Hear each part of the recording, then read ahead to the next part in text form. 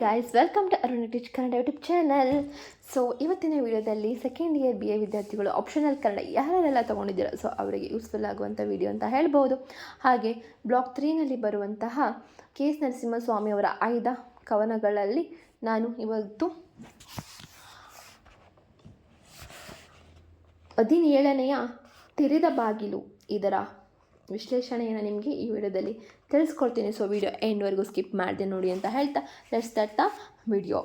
ಮೊದಲು ಕವಿತೆಯ ಹಿನ್ನೆಲೆಯನ್ನು ನೋಡ್ಕೊಳ್ಳೋಣ, ಓಕೆನಾ.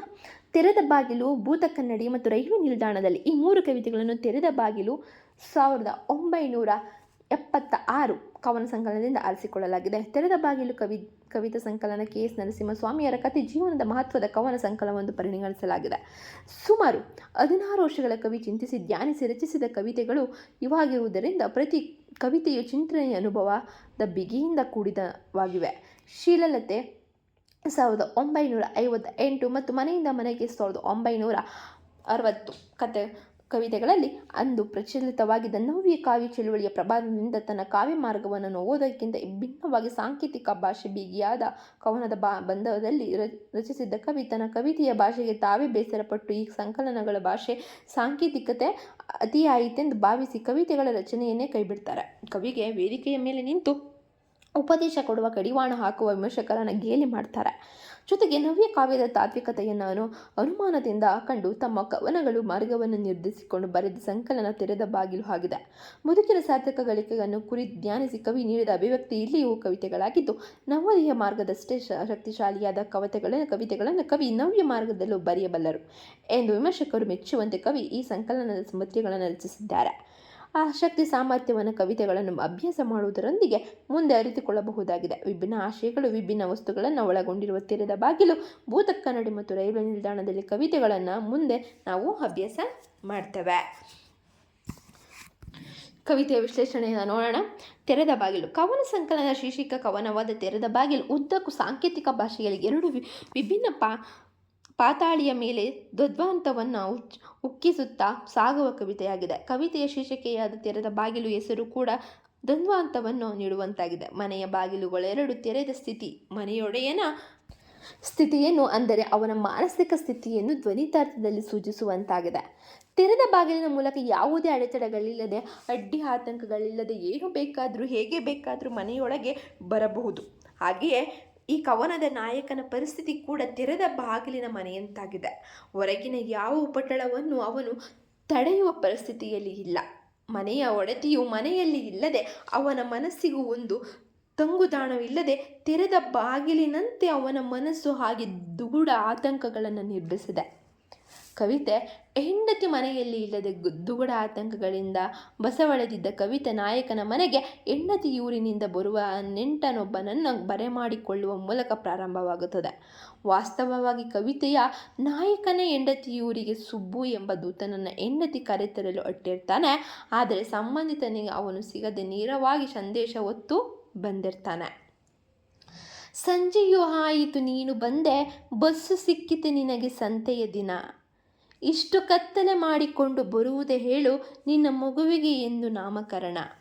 ಇವಳು ಹೇಗಿದ್ದಾಳೆ ಎಂದು ಬರುವಳು ಗೊತ್ತು, ಬಂದೇ ಬರುವಳು ಅವರೆಂದು ಈ ಹೊತ್ತಿಗೆ ಬಂತ ಬಡಿದಿರಬೇಕು, ಬಂಡಿ ಸಿಕ್ಕಿರಬೇಕು, ಎತ್ತಿಗೆ ಕ್ಷಾಮವಿರಬೇಕು. ಕಾರಣವಿಷ್ಟೇ, ಈ ಸಲವು ತಂದೆಯವರದು ಬರುವ ಶನಿವಾರ, ಭತ್ತ ಬಾರದಿದ್ದರೂ ಬಳೆಯಾದರೂ ಬರಲಿ, ನೀನೀಗ ಬಂದದ್ದು ಒಳ್ಳೆಯದು ಒಳ್ಳೆಯದು, ಊರ ಕಡೆ ಎಲ್ಲರೂ ಕ್ಷೇಮವಷ್ಟೇ. ಕವಿತೆಯ ನಾಯಕನ ಮಾತಿನ ಹೋಗವೇ ಆತಂಕ ದುಗುಡಗಳಿಂದ ಅತಿ ಅಪ್ರತಿಭವಾದ ಮನುಷ್ಯನ ಮಾತಿನಂತಿದೆ. ತವರಿಗೆ ಹೋದ ಹೆಂಡತಿ ಬಾರದೆ ಹೆಂಡತಿಯ ಕಡೆಯಿಂದ ಸಂದೇಶ ತಂದಿರುವ ಸಂಬಂಧಿಕನೊಬ್ಬ ಬಂದಿರುವುದು ತನ್ನ ದುಗುಡ ಆತಂಕಗಳನ್ನು ಮರೆಸಿ ಸಮಾಧಾನ ತರಬಹುದು ಎಂದು ಕವಿತೆಯ ನಾಯಕ ಅಂದ್ಕೊಳ್ತಾನೆ.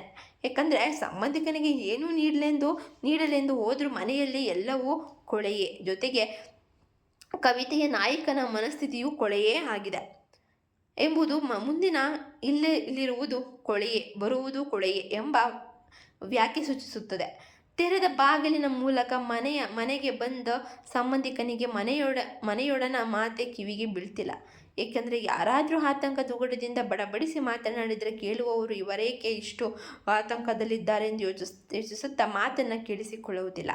ಮನೆಯಲ್ಲಿ ಹೆಂಡತಿ ಇಲ್ಲದಿರುವುದೇ ತನ್ನ ಈ ಎಲ್ಲ ಪರಿಸ್ಥಿತಿಗೆ ಕಾರಣವೆಂಬ ನೋವು ಈ ಕವಿತೆಯ ಆರಂಭದಿಂದಲೇ ಹಿನ್ನೆಲೆಯಾಗಿ ನಮಗೆ ಮೂಡತೊಡಗುತ್ತದೆ.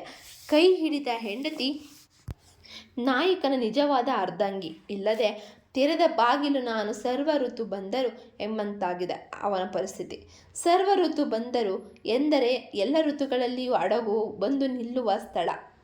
ಇಲ್ಲಿ ಯಾರು ಯಾವುದೇ ಕಾಲದಲ್ಲಿ ಬಂದು ಕವಿತೆಯ ನಾಯಕನ ತೆರೆದ ಬಾಗಿಲಿಗಿಂತ ಮನಸ್ಸಿನೊಳಗೆ ಕೂತು ತಂಗಬಹುದು ಎಂಬಂತಿದೆ ಅವನ ಪರಿಸ್ಥಿತಿ. ಹೋಟೆಲಿಗೆ ಹೋಗಿ ಊಟ ಮಾಡಿ ಬರಲು ಇನ್ನೂ ಅರ್ಧ ಗಂಟೆ ಇರುವುದರಿಂದ ಕವಿತೆಯ ನಾಯಕನ ಆತಂಕ ದುಗುಡಗಳಿಗೆ ಕಾರಣವಾದ ಕಥೆಯನ್ನು ಅದು ಬೆಳಕಿನಿಂದ ಸಂಜೆಯವರೆಗೆ ನಡೆದ ಕಥೆಯಲ್ಲಿ ನಾಯಕ ಹೇಳಲು ಪ್ರಯತ್ನಿಸ್ತಾನೆ. ಬೆಳಗಾಗ ಪೂರ್ತಿ ಎದ್ದಿರಲಿಲ್ಲ ನಾನು, ಪತ್ರಿಕೆಯ ಹುಡುಗ ಬಂದಿದ್ದ, ನನಗೊಂದು ಸುದ್ದಿ ತಂದಿದ್ದ. 3ನೆಯ ಪುಟದಲ್ಲಿ ಅಪಘಾತವಾಗಿತ್ತು, ನನ್ನದೇ ಹೆಸರಿನವೇ ಅವನೇ ಬೀದಿಯವನೊಬ್ಬ. ನಿನ್ನೆ ಲಾರಿಗೆ ಸಿಕ್ಕಿ ಸತ್ತನಂತೆ. ಸುದ್ದಿ ಪೂರ ಗದ್ಯವೆಂದು ಟೀಕಿಸಬೇಡ, ಗದ್ಯದಲ್ಲೂ ಮಂದಿ ಸಾಯಬಹುದು. ಅವನಿಗಿದ್ದದ್ದೇ ಅಷ್ಟಾಗಿ ತಿಳಿದಿರಲಿಲ್ಲ. ಸತ್ತದ್ದು ಎಲ್ಲರಿಗೆ ಗೊತ್ತಾಯಿತು. ನನ್ನ ಮೇಲಾಕಾಶ ಕಳಚಿ ಬಿತ್ತು. ಸತ್ತವನು ನಾನಲ್ಲವೆಂದು ನನಗೂ ಗೊತ್ತು. ಆದರೂ ಕನ್ನಡಿಯಲ್ಲೆಣಿಸಿ ನೋಡಿ ಕಾಲ ಜಡಾಸಿ ಮೈಯ ಮುರಿದೆ, ಎದ್ದೆ ನಡೆದೆ, ಹೊಸಿಲ ಮೈಲೊಂದನ್ನು ಮೊಳೆಯ ಹೊಡೆದೆ. ಪಾಪ, ಯಾರು ಸತ್ತು ನನ್ನ ಹೆಸರಿಗೆ ಬಂದ ಆ ಕಳಂಕವ ತೊಡೆದು ಬಿಡುವನೆಂದು ಬಿಗಿ ಹಿಡಿದ ಮುಷ್ಟಿಯನ್ನು ನೋಡಿಕೊಂಡೆ. ಪಾಣಿ ಪಂಚೆಯನ್ನುಟ್ಟು ನೀರು ಮನೆಗೂಡಿದೆ. ನೀರು ನಿಲ್ಲುವ ಸಮಯ ನಲ್ಲಿಯಲ್ಲಿ ಇದ್ದಷ್ಟು ನೀರಿನಲ್ಲಿ ಗಂಗಾ ಸ್ನಾನ ಮಾಡಿ ಸತ್ತವನಿಗಾಗಿ ತುಪ್ಪದ ದೀಪ ಹಚ್ಚಿದೆ. ಕದ್ದ ಹೂವಿರಿಸಿ ದೇವರಿಗೆ ಕೈ ಮುಗಿದೆ. ಗೋಡೆಯಲ್ಲಿ ಅಲ್ಲಿ ದೂರುಗುಟ್ಟಿ ನೋಡಿತು, ನನ್ನ ನಾನದರ ಶಕುನಕ್ಕೆ ಕಾಯಲಿಲ್ಲ. ಅಂದರೆ ಕವಿತಾ ನಾಯಕನ ಆತಂಕ ದುಗುಡ ಭಯಗಳಿಗೆ ಕಾರಣವಾದ ಸಂಗತಿ ತೆರೆದುಕೊಳ್ಳತೊಡಗುತ್ತೆ. ಬೆಳಗಾಗಿ ಪೂರ್ತಿ ಹೇಳುವ ಮೊದಲೇ ಪತ್ರಿಕೆಯಲ್ಲಿ ನಾಯಕನ ಹೆಸರಿನವನೇ ಒಬ್ಬ ಸತ್ತಿರುವ ಸಂಗತಿ ಪ್ರಕಟವಾಗುತ್ತೆ. ಅಂದರೆ ಅವನ ಹೆಸರೇ ಇರುವಂಥ ಮನುಷ್ಯ ಒಬ್ಬ ಸತ್ತಿರ್ತಾನೆ. ಅದು ಪತ್ರಿಕೆಯಲ್ಲಿ ಅವನಿಗೆ ಗೊತ್ತಾಗುತ್ತೆ. ಅವನು ಕೂಡ ಇದೇ ಬೀದಿಯವನು, ಆದರೆ ಇಂದಿನ ರಸ್ತೆಯವನು. ಅವನದೇ ಹೆಸರಿನವನು ಇಂದಿನ ಬೀದಿಯಲ್ಲಿದ್ದರೂ ನಗರಗಳಿಗೆ ಜನರಿಗೆ ಅಕ್ಕಪಕ್ಕದ ಮನೆಯವರು ತಿಳಿಯದಿರುವಂತೆ ಸಹಜವಾಗಿ ನಾಯಕನಿಗೂ ತಿಳಿದಿರುವುದಿಲ್ಲ. ಇದ್ದಾಗ ಅವನಿದ್ದು, ತಿಳಿಯದಿದ್ದರೂ ಸತ್ತಾಗ ತಿಳಿಯಿತು.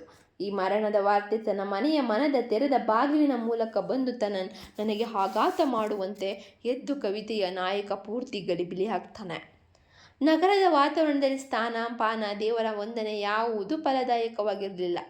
ಅದರಿಂದ ನಾಯಕನು ಎಲ್ಲವನ್ನು ಮುಗಿಸಿ ಪತ್ರಿಕೆಯ ಸಂಪಾದಕರಿಗೆ ಟೆಲಿಫೋನಿನಲ್ಲಿ ಮಾತಾಡಿ ತಾನು ಬದುಕಿರುವ ಸುದ್ದಿಯನ್ನು ಸೂರ್ಯನ ಸಾಕ್ಷಿ ಮಾಡಿ ಹೇಳ್ತಾನೆ. ಪತ್ರಿಕೆಯ ಸಂಪಾದಕರು ಅಷ್ಟೇ ತಣ್ಣಗೆ ನಿರ್ಲಿಪ್ತವಾಗಿ, ಹೌದೇನು, ಕ್ಷಮಿಸಿ, ಸರಿ, ನಾಳೆ ಎತ್ತಿದ್ದುವ, ನೀವು ಬದುಕಿರುವುದು ಎಲ್ಲರಿಗೆ ತಿಳಿಸುವ ಎಂದು ಉತ್ತರಿಸ್ತಾನೆ. ಕವನದ ನಾಯಕನಿಗೆ ಒಂದು ಆತಂಕ ಕಳೆಯಿತು ಎಂದು ನಿಟ್ಟುಸಿರು ಬಿಡುವಷ್ಟರಲ್ಲಿ ಇನ್ನೊಂದು ಆತಂಕ ಶುರುವಾಗುತ್ತೆ. ಚಾಕು ಹೋಯಿತು ಕಂದ, ಚೂರಿ ಬಂದಿತು, ಕಪ್ಪು ಸೀರೆಯನ್ನುಟ್ಟು ಕಣ್ಣೀರ ಹೂ ಮುಡಿದ, ಸಂತಾಪ ಪತ್ರಗಳ ನೆನಪಾಯಿತು. ಅಂದರೆ ತನಗೆ ಬರುವ ಸಂತಾಪ ಸೂಚಕ ಪತ್ರಗಳು ದಿಟವಾದದ್ದಲ್ಲ, ನಿಜವಾದದ್ದಲ್ಲ ಎಂದು ನಾಯಕನಿಗೂ ಗೊತ್ತಿತ್ತು. ಆದ್ದರಿಂದ ಅವು ಕಣ್ಣೀರಿನ ಹೂವನ್ನು ಮುಡಿದಿರುತ್ತದೆ ಎಂದು ವ್ಯಂಗ್ಯವಾಗಿ ನಾಯಕ ಹೇಳ್ತಾನೆ. ಅಂಚೆ ಮನೆಯಲ್ಲಿ ನಾಯಕನನ್ನ ನೌಕರನೊಬ್ಬನ ನಿರುತ್ಸಾಹ ತಿರಸ್ಕಾರ ಎದುರಾಗುತ್ತದೆ. ಅಂಚೆಯ ಮನೆಯಿಂದ ವಾಪಸ್ ಬರುವ ದಾರಿಯಲ್ಲಿ ನಾಯಕನಿಗೆ ಮುಳ್ಳು ಚುಚ್ಚಿ ಹೆಂಡತಿಯ ನೆನಪಾಗುತ್ತೆ. ಆದ್ದರಿಂದಲೇ ಹಡಗು ಹುಡುಗನೊಬ್ಬನನ್ನ ಹೆಂಡತಿ ಊರಿಗೆ ಓಡಿಸಿದ್ದಾನೆ. ಅವರು ಬಂದರೆಂದು ದೇವರ ಮೇಲೆ ಭಾರ ಹಾಕಿ ಕಾಯ್ದು ಕುಳಿದಿದ್ದಾನೆ. ಮನೆಗೆ ಬಂದ ಸಂಬಂಧಿಕನಿಗೆ ಹಳ್ಳಿಯಲ್ಲಿ ನಾಯಕ ಕಳುಹಿಸಿದ ದೂತ ಸಿಕ್ಕದೆ ಹೋದದ್ದು ಒಳಿತಾಯಿತು. ಏಕೆಂದರೆ ಹಿಂತಿರುಗಬಹುದು ಎಂಬ ನಿರೀಕ್ಷೆಯಾದರೂ ಉಳಿಯುತ್ತದೆ ಅವನಿಗೆ.